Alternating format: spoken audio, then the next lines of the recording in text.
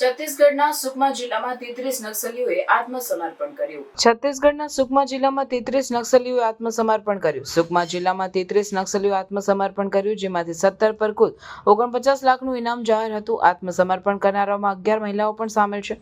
આ નક્સલીઓમાં ઓવાદી સંગઠનના માડ અને નુઆપાડા વિભાગોમાં સક્રિય હતા. પોલીસ અધિક્ષક કિરણ ચૌહાણે જણાવ્યું કે આત્મસમર્પણ કરનાર નક્સલીઓ માઓવાદી વિચારધારાની ખોખલતા અને આદિવાસીઓ પર થતા અત્યાચારોની નિરાશ હતા.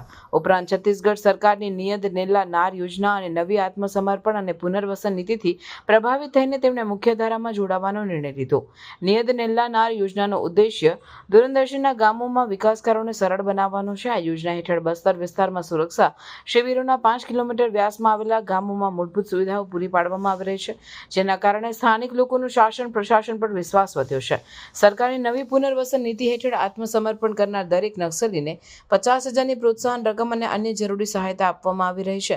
આ નીતિનો ઉદ્દેશ્ય નક્સલ प्रभावित વિસ્તારોમાં શાંતિ અને વિકાસને પ્રોત્સાહन આપવાનો છે. जिला सुकमा में पुलिस और सीआरपीएफ द्वारा जो नक्सल निर्मूलन अभियान चलाया जा रहा है उसके प्रभावित होकर, उसके अलावा नियत निलानार योजना से प्रभावित होकर 18 नक्सलियों ने आज आत्मसमर्पण किया है। इस 18 नक्सलियों में 4 जो नक्सली है बटालियन नंबर 1 के नक्सली है। करेगटालू में ऑपरेशन चलाया गया था, उसके बाद जो दबाव बना है उसके बाद 4 बटालियन के नक्सलियों ने आत्मसमर्पण किया है। उसके अलावा दक्षिण बस्तर डिवीजन के जो नक्सली है वो सदस्यों ने भी काफी संख्या में आज आत्मसमर्पण किया है।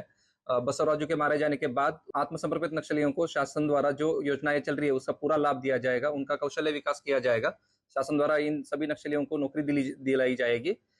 मैं और भी सभी नक्सलियों को इससे अपील करना चाहता हूँ कि जल्द से जल्द सरेंडर करें।